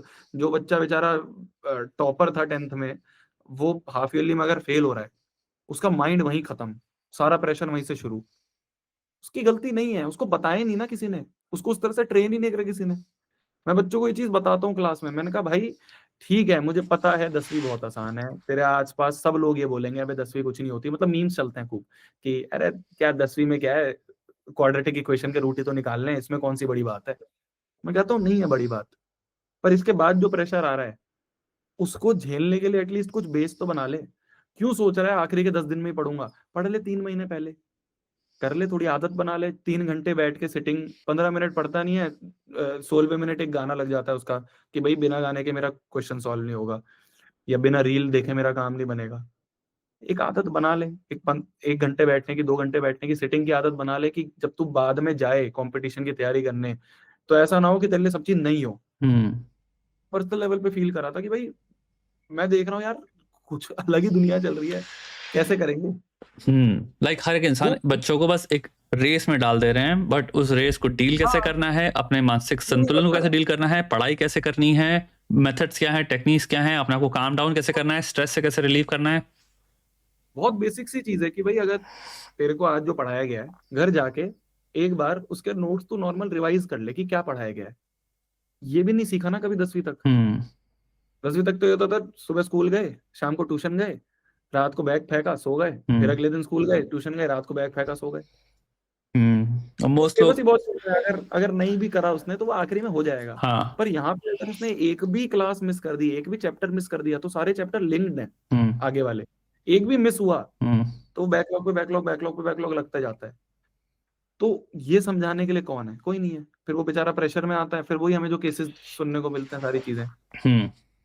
ये रीजन रहता है। वहां मुझे लगता है कि ऑन रूट कोचिंग्स की बहुत गलती है, चाहे वो ऑनलाइन हो चाहे ऑफलाइन हो, क्योंकि सबको ये पड़ा है कि एक तो रैंकर्स मिल जाएं हम्म। जिससे 1000 बच्चे एनरोल हो जाएं, और दूसरा कि भाई रेटिंग अच्छी रहे हमारी, बच्चे हमारे को, बच्चों को मीठी गोली देते रहो क्लास में, उसको लगे उसे सब समझ में आ रहा है। जब 2 साल बाद वो पेपर देने जाएगा तब उसे पता चलेगा यार क्या पढ़ा दिया, तो बहुत हाई लेवल चीजें आ गई। क्लास में बेसिक बेसिक्स पढ़ा देते हैं, मेंस लेवल का पढ़ा देते हैं, बोलते हैं एडवांस लेवल का पढ़ाएंगे, हम्म। तो पढ़ा देंगे मेंस लेवल का, क्योंकि अगर एडवांस लेवल पढ़ाने लग गए तो बच्चे समझ नहीं पाएंगे, उनको ये लगता है बच्चे कोप अप नहीं कर पाएंगे इतने भारी क्वेश्चंस। तो वो कहते हैं मीठा मीठा पढ़ाते रहो, कहते हैं ना मीठी गोली देते रहो, बस खुश करते रहो। तो वो खुश करने वाला सिस्टम चल रहा है सारा। फिर उसके बाद वही है, बहुत सारी अलग अलग चीजें जो सुनने को आए दिन हमें मिलती है। रैंक खरीद ली, है ना क्या होता उसको, है वो? मतलब अब कोचिंग है, अगर कोचिंग ने रैंक नहीं दिखाई, जैसे अगर कंपटीशन की बात करें, कंपटीशन लेवल पे जेई नीट एनडीए यूपीएससी, इन सब में तो सिंपल सी चीज है ना, माँ बाप अगर आ रहा है तो ये देखेगा कौन सी कोचिंग है जिसने पिछले साल रैंक 1 दी थी, कौन सी कोचिंग है जिसने रैंक 2 दी ओह। थी, कौन सी है जिसने ऑल इंडिया रैंक्स दी हैं। तो सारा रैंक का खेल चल रहा है। मतलब आपको वही बच्चा 4 कोचिंग में फोटो दिखेगी, एक कोचिंग ये क्लेम कर देती है कि मैंने इसको टेस्ट सीरीज दी थी, एक कोचिंग ये क्लेम कर देती है मैंने इसको पढ़ाया था, एक कोचिंग ये क्लेम कर देती है कि इसने तो जी आखिरी में क्रैश कोर्स लिया था हमसे। समझ तो गया। वही बच्चे 4 कोचिंग पे दिख रहा है, चारों कोचिंग के वहां से पैसे बन रहे हैं। तो ये हम्म। बहुत अलग अलग चीजें हैं जो इस वाली फील्ड में चल रही हैं, जो मुझे लगता है कि यार नहीं है, मतलब उसकी वजह से ये, सारा प्रेशर है बच्चे के ऊपर। मतलब हम्म। मैं आपको एक बहुत स्टोरी, छोटी सी स्टोरी बताता हूँ। जब मैं अपनी जेई नीट की तैयारी के लिए, जेई की तैयारी के लिए गया था कोटा, तो अब मेरे को या मेरे पेरेंट्स को तो नहीं पता कौन सी कोचिंग में जाना है, तो हम कैसे देखेंगे कौन सी कोचिंग में जाए? वहाँ तो गली गली में कोचिंग खुली हुई है। तो हमने देखा एक कोचिंग है, उसके सामने कम से कम नहीं तो 300 साइकिल्स खड़ी हुई हैं। तो हमें भी ये लगेगा, नेचुरली सबको ये लगेगा कि भाई बहुत सारे बच्चे जा रहे हैं, है ना। उसने ऊपर से नीचे तक एक पूरा बैनर चिपका रखा है, रैंक 1, रैंक 2, रैंक 3, रैंक 4। हमें भी ये लगा कि यार ठीक है, ये कोचिंग होगी जिसमें बढ़िया होगा सब कुछ, इतने बच्चे ट्रस्ट कर रहे हैं, कुछ खराब कोई होगा। तो भेड़ चाल में हम पहुंच गए। और जब भेड़ चाल में पहुंच गए, 1 महीना 2 महीना सही लगा, तीसरे महीने से वही कहते हैं ना, रंग दिखाना शुरू हो गई चीजें। वो था तो क्या रंग दिखा उन्होंने? वही जो तू बता रहा था स्टार्टिंग में। वही कि बैच शफलिंग, उसके बाद कुछ नहीं। 1 महीने का ना रिफंड पीरियड होता है, तो वो क्या करते हैं, उस 1 महीना जैसे खत्म होने वाला होता है ना, एक बहुत आसान सा टेस्ट लेते हैं। 29वें दिन एक बहुत आसान सा टेस्ट लिया। अब उस आसान से टेस्ट में बच्चे के नंबर आ गए। मान लो 360 नंबर का टेस्ट है, तो हमारी बैच में बच्चों ने फोड़े, हम्म। मतलब 360 में से 340, 350, हम्म। 365, हम्म। 355, हम्म। 345, खूब आ रहे हैं, सबके यही आ रहे हैं। हम्म। तो जितने भी बच्चे हैं, उनको तो ये लगेगा कि नहीं मेरी प्रिपरेशन बहुत अच्छी चल रही है। हम्म। तो पापा पूछ रहे हैं कि भाई कैसी चल रही है प्रिपरेशन? पापा 360 में से 340 नंबर आए हैं मेरे तो। पापा भी खुश, बच्चा भी खुश। हम्म। 1 महीने का रिफंड पीरियड भी चला गया। हम्म। बस नाउ यू आर ट्रैप्ड। अब कहाँ जाओगे? तो इसका सोल्यूशन क्या है ब्रो, इन सब चीजों का? या कोई है ही नहीं, ये सिस्टम है, ये चलता रहेगा हमेशा, राइट? मैं वही कह रहा हूँ ना आपको, इसीलिए इस फील्ड में नहीं जा रहा हूँ कि जब तक ये चीज नहीं जा रही ना, मतलब मेरा ये मानना है कि यार बच्चों की या पेरेंट्स के जो दे रहे हैं ना फीस, मैंने इंटरनल लेवल पे ये देखा है कि बहुत मुश्किलों से देते हैं कई लोग। अबे मतलब मोस्ट लोग, या मोस्ट लोग। मैक्सिमम लोग। हम्म। और मैंने ये देखा है कि अगर उसको वो झूठ बोल के, वो अ, गलत पिक्चर दिखा के, ये जीवन का सवाल है उसका, उसके करियर का सवाल है।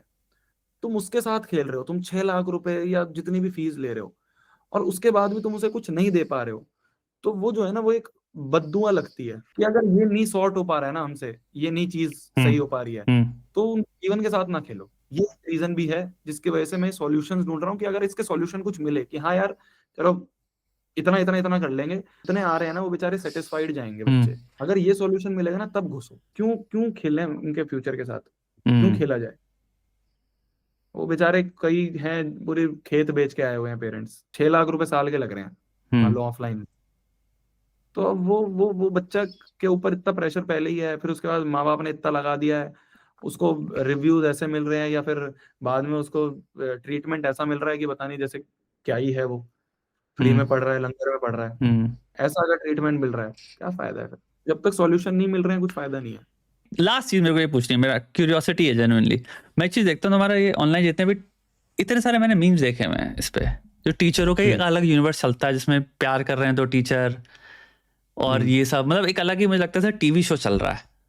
वो तुमने हाँ। इस यूनिवर्स से, मुझे कुछ नहीं पता, मुझे नहीं पता कौन टीचर कौन है, बट मैंने कभी मीम के दौरान देखा है कि मतलब टीचर भी अपने कैरेक्टर प्ले कर रहे हैं, और ऑलमोस्ट एक टीवी ड्रामा है वो भी, कि हाँ। टीचर की भी एक नई स्टोरियां चल रही हैं इन सब इंस्टीट्यूशन है। मुझे नहीं पता कौन से इंस्टीट्यूशन है, अक्रॉस हो सकता हो। इस पे तुम्हारा क्या विचार है? तुम्हें पता होगा शायद मैं क्या बातें कर रहा हूँ, कि बहुत सही कह रहे ड्रामा हो। है भाई, क्योंकि इतने मीम्स इसलिए जनरेट हो रहे हैं इसमें भी। बहुत ज्यादा है। अगर हम इसको टीचर्स के उस पे देखें पर्सपेक्टिव से, तो वही है सारा खेल की अटेंशन स्पैन का। वो बच्चे को अगर 1.5 घंटे की क्लास में बिठाना है ना, हम्म।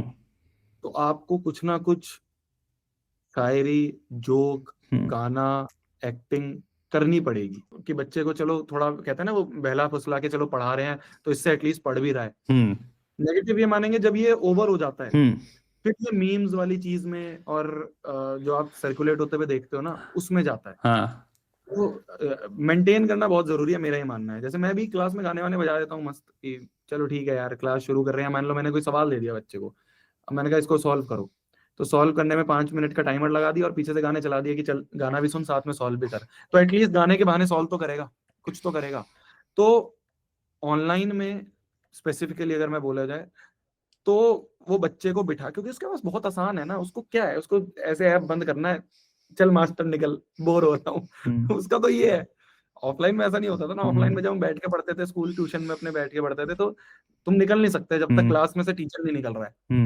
ऑनलाइन में क्या, तुम्हें 5 मिनट तुम्हें मजा नहीं आ रहा क्लास में, तुम चल निकल यहाँ दूसरी से, ऐप खोल दी बोर, तुमने, हाँ या दूसरी ऐप खोल दी, दूसरा टीचर देखने लगता है।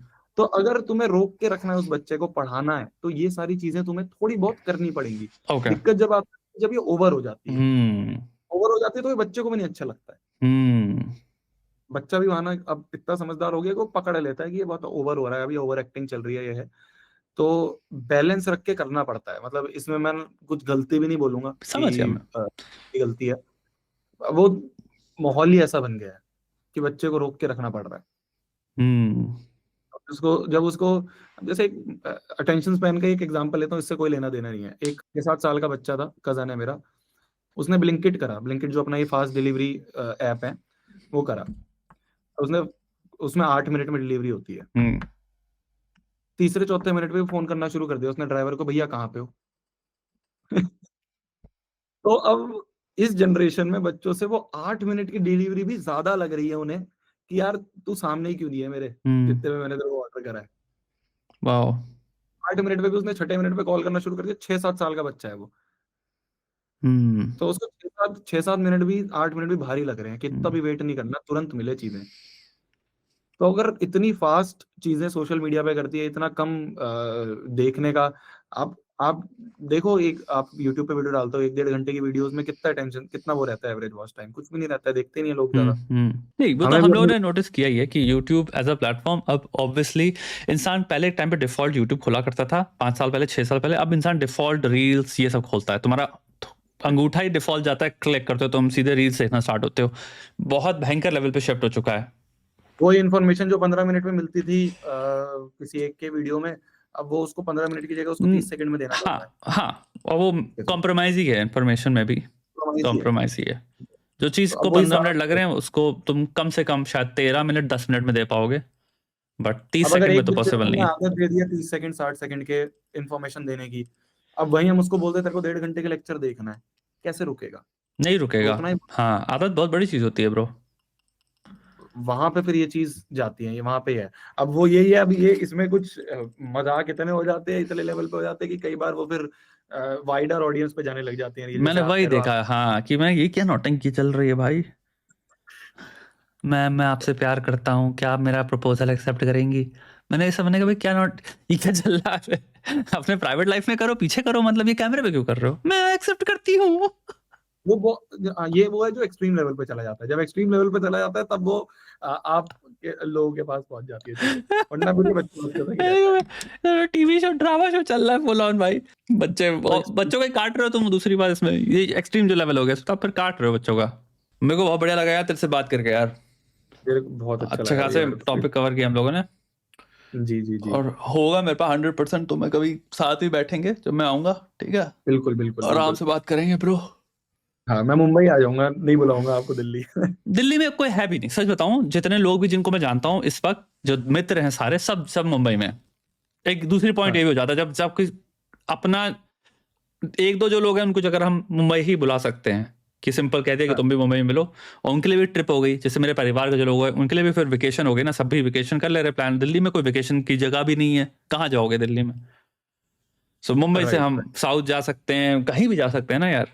कनेक्टिविटी भी बढ़िया है, प्लस सारे फ्रेंड्स, सारे जितने भी यूट्यूब पे जितने लोग हैं वो सब तुम्हारे इधर शिफ्ट हो चुके हैं। बट मैं ये नहीं कहूँगा, दिल्ली में भी हैं काफ़ी लोग, बट मेरा जितने मेरे जो क्लोज हैं सब मुंबई में रहते हैं। मेहनत कर, अपनी अपनी कमर सही कर, सबसे ज़्यादा अपनी लाइफ में फोकस कमर में कर भाई। अगर तेरी कमर में प्रॉब्लम है तो उसको फिक्स कर 100%, क्योंकि करता सबसे हूँ। इंपॉर्टेंट हेल्थ है भाई, सबसे इंपॉर्टेंट लाइफ में। 10 करोड़ 100 करोड़ 5,000 करोड़ कमा लो, कमर खराब हो गई अगर, बैठ के जिंदगी भर, फिर तुम या तो जाते रहोगे थेरेपी में। अगर थेरेपी से सही हो जा रहा है, फिजियोथेरेपी से, तो बहुत अच्छी बात है। बट अगर सर्जरी सर्जरी सर्जरी, कुछ लोग होते हैं ना इनका जो साइकिल स्टार्ट हो जाता है, एक सर्जरी हम्म। फिर करवानी पड़ी, फिर करवानी पड़ी, ब्रो जो नेचुरल जो चीज होती है ना, नेचुरल बॉडी होती है, उसको जितना चला पाओ, जितना सख्त रखो, जितना दुरुस्त रखो, उतना बेटर है भाई। क्योंकि जहां खराब से उसको रिपेयर जब तुमने सर्जिकली किया, तो तुम वो स्टेट पे नहीं जाते हो जहां पे वो शुरुआत में थी। अगर 100 करोड़ कमाने वाले हो तो 90 करोड़ कम कमा लो, लेकिन हेल्थ कॉम्प्रोमाइज ना करो। मैं ये कह रहा हूँ, मेरा कहना मतलब ये है कि 90 करोड़ भी कूड़ा लगेंगे अगर हेल्थ उसका कॉस्ट है तो।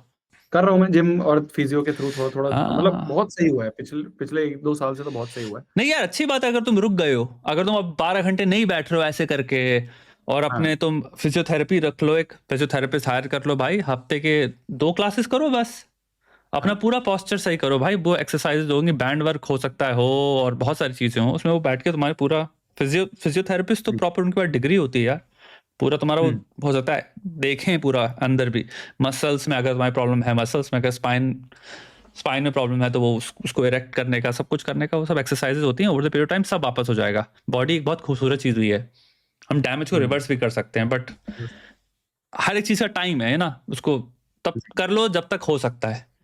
एक इरिवर्सिबल चीज भी तो होती है ना भाई, कि आपने इतना खराब कर लिया फिर आप उसको कभी नहीं करी, मतलब आगे निकल गया वो, आप कर गए डैमेज, वो भी होता है। यही चीज है जो मैं तुमसे कह रहा था कि मुझे चीज बहुत खराब लगती है, जब मेरे पास अगर ऑप्शन है 1000 स्टेप चलने का, मैं एनी डे आंख बंद करके 1000 स्टेप चलूंगा भाई, क्योंकि मुझे पता है वो मेरी लाइफ के लिए बेटर है भाई। मैं नहीं, मैं चला जाऊंगा दुकान पे, मैं अगर जब भी दिल्ली में मैं भी अकेला रहता था, मैं जब भी जाता हूँ ना भाई, मैं नहीं करता कुछ ऑर्डर, अनलेस कुछ फूड वूड ऑर्डर हो गया, वो अलग हो गया कि कभी ना कभी डिलीवरी कर ली, वरना मैं डिलीवरी भी मैं घर का ही बना खाना खाना पसंद करता हूँ सको, कि मैं कैलकुलेट कर सकता हूँ क्या डाल रहा हूँ, मैं देख सकता हूँ, मुझे पता है क्या ब्रांड्स हैं मैं जो डाल रहा हूँ, क्वालिटी में टेस्ट कर सकता हूँ, तो मुझे पता है मैंने, प्लस मैं देख सकता हूँ न्यूट्रिशनली क्या है, मैं क्या क्या कवर कर रहा हूँ, वेजिटेबल्स खाई, इसमें कौन सी वेजिटेबल्स डल रही हैं, कैसे धोई, लाइक सब कुछ मैं सब चीज पूरा कैलकुलेट करके बढ़िया एक मील बना सकता हूँ अपने लिए, जिसमें मैं न्यूट्रिशनली सब कुछ कवर कर रहा हूँ। ऑर्डर मॉनिटर में हो रहा है। मुझे पता नहीं कौन सा तेल डाला है, सबसे पहली चीज ही फंडामेंटली मैं आउट हो जाता हूँ जिसमें मुझे पता ही नहीं। और मैंने आज तक भारत में टेस्ट में तो होता है भारतीय फूड, बट जब मैं ऑर्डर किया, मैंने अपनी लाइफ में कभी देखा कि उसमें तेल का एक समुद्र नहीं बना हुआ है। मेरा कभी नहीं, सब में चाहे दाल तक ऑर्डर करो, समुद्र दिखता है ऊपर। सब में होता है। अब मुझे नहीं पता ये तेल कौन सा है, मैं ये नहीं कह रहा तेल में खराबी है ब्रो, बट हाँ तुम नहीं तो पता तुम कौन हो, मुझे तो एक ब्रांड का नाम दिख रहा है, तो मुझे ये प्रॉब्लम होती है, नॉट नोइंग से मुझे बहुत बड़ी प्रॉब्लम है कि मुझे नहीं पता तुमने रीयूज करा हुआ है तेल, ये क्वालिटी क्या है, क्या खराबी है इसमें, ये मेरे कहाँ जाके कितने किस लेवल पे धज्जियां उड़ाएगा। क्योंकि तेल में प्रॉब्लम नहीं है ब्रो, क्वालिटी तेल आते हैं, आप खा सकते हो तेल वाला खाना भी, बट तेल कौन सा है यही नहीं पता मुझे। हम काइंड ऑफ बीमार बन रहे हैं ताकि इनको हम पैसा दे पाएं, और उसके लिए हम फिर 14 घंटे पढ़ रहे हैं, आईआईटी फोड़े ताकि इंजीनियरिंग करें, डिग्री, मतलब सारी डिग्रियां कर करा के पैसा कमा के क्या फायदा था, अनहेल्थी होके जाके इनको सारा पैसा दे दिया एंड में, और फिर 40 के बाद ऐसे बैठे हैं बस कि 40 बीमारियां चल रही हैं, अब जिंदगी भर वो चलती रहेंगी, ऑपरेशन चलते रहते हैं हमारे, भाई क्या फायदा है भाई उसकी भी जिंदगी का। ऐसी खत्म करते हैं भाई यहाँ पे पॉडकास्ट, ठीक है ब्रो, बहुत बढ़िया लगा तेरे से मिलके ब्रो, थैंक्स यार आने के लिए, बात करने के लिए यार। थैंक यू सो मच आपको भैया, थैंक यू।